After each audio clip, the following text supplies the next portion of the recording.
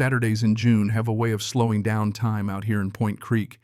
Maybe it's just the heat, or maybe it's the way the sun comes up heavy and bright, beating out a slow rhythm that seeps right into your bones. I was driving home from town, truck windows down, letting the hot Texas air whip around the cab.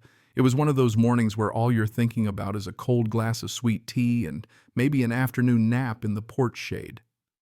That peace ended the moment my tires hit our dirt road.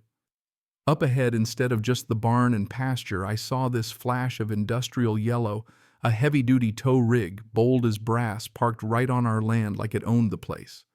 I saw the logo, Sterling Security, painted all corporate clean on the door, and hooked up to that truck, his front wheels already dangling in the air, was my grandfather's 1968 John Deere.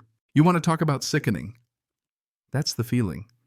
Seeing a piece of your family history yanked from its home like a wounded animal.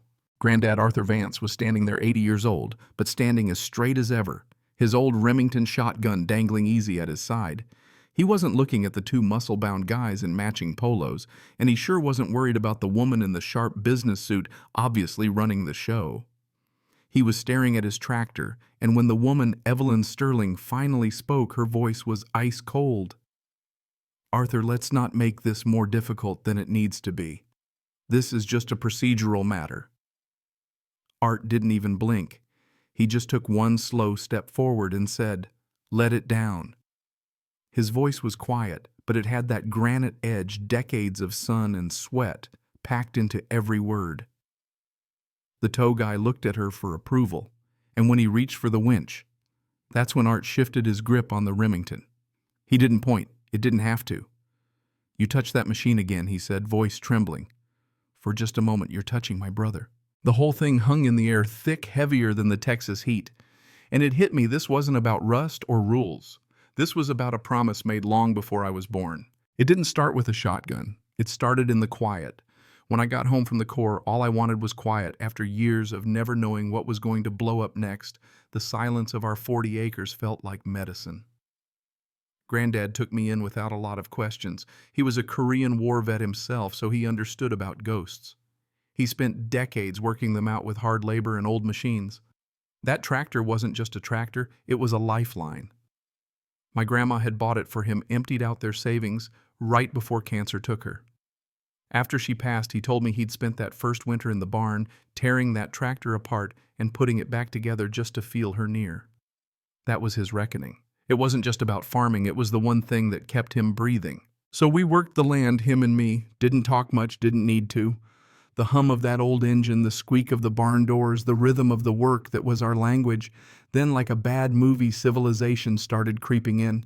They called it Sterling Estates, identical beige houses, perfect lawns, and of course an HOA, all run by the founder's daughter, Evelyn.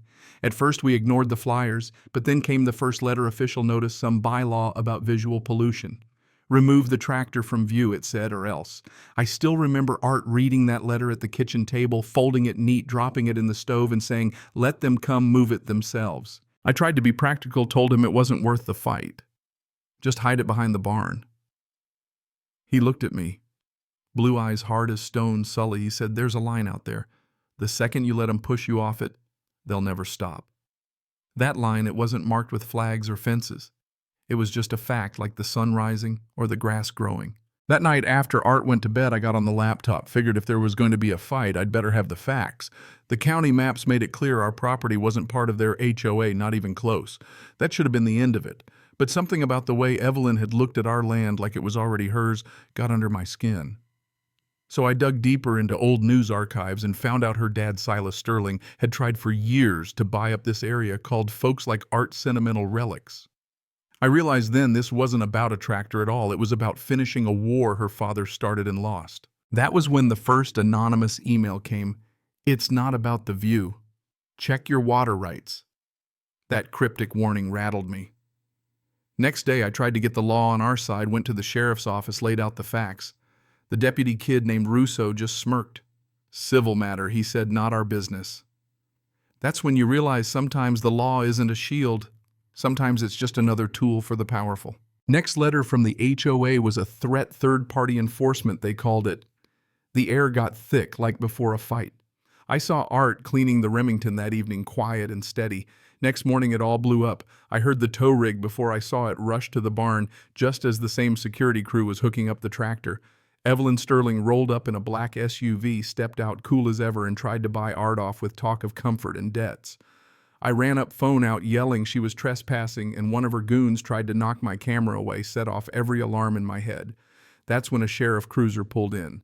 Deputy Russo and his partner got out, but Evelyn just smirked. She thought she had them on her side. One of her security guys reached for the winch remote, and in that split second, Art raised his shotgun, not at anyone, just at the sky, and fired. The sound echoed, birds scattered, and suddenly everything was still. Deputy Miller stepped up and, with just a look, made everyone stand down. They'd crossed Art's line and found out just how real it was.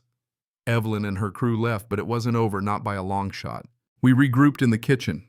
I called an old buddy from the Corps who's a lawyer. Now said I needed someone tough. He put me in touch with Jenna Ramirez, and she tore into our case like a bulldog.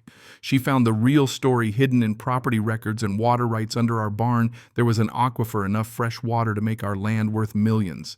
Silas Sterling had known about it.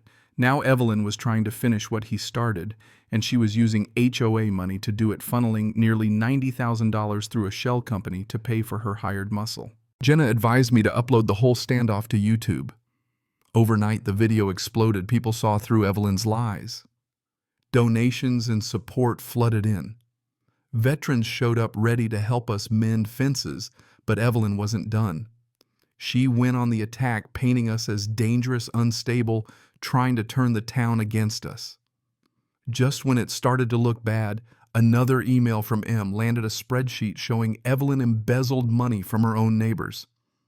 Jenna was on fire. She built a case from every scrap of evidence, video, maps, financials. When the day came, the courtroom was cold and silent, nothing like our sun-baked farm. The DA laid out the facts, the video, the threats, the money trail, the water rights. Evelyn's lawyers tried to paint us as crazy or dangerous, but Art's testimony turned the tide.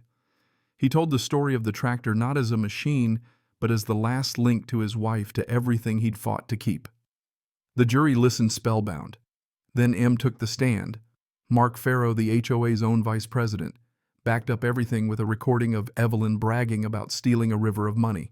The verdict was swift, guilty on all counts. 4 years in state prison, over $200,000 in restitution, barred for life from any community board. A week later, Art and I stood by the barn painting the tractor bright John Deere green. He added a simple line in white, "Do not touch." One already tried. We cracked a couple cold beers, sat back and listened to the quiet, real quiet, earned quiet. I realized then peace isn't just the absence of trouble. It's what you get when you hold your ground and refuse to back down. That line in the dirt, everybody around here knows now. You'd better think twice before you try to cross it. So now I gotta ask, what do you think? Was Art right to hold his line, or did we take it too far? Would you have stood up for your family, your history, when the world tried to bulldoze right over it? Tell me down in the comments where you draw your line, because I think deep down we all have one.